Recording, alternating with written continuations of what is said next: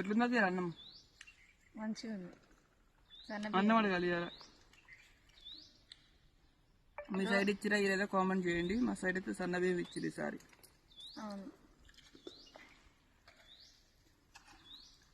ఈరోజు ఏమేమి కూరలు అంటే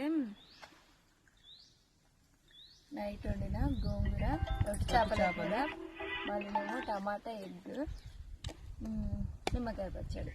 ఎందుకు ఇవ్వాలి ఇన్ని రకాలు? ఇవాళ కూర ఏం వండలేదు కాబట్టి అన్ని రకాలు. నేతోటి చేపల కూర తింటున్నా. నాకు కూడా మస్తు నచ్చింది రొట్టె చేపల కూర.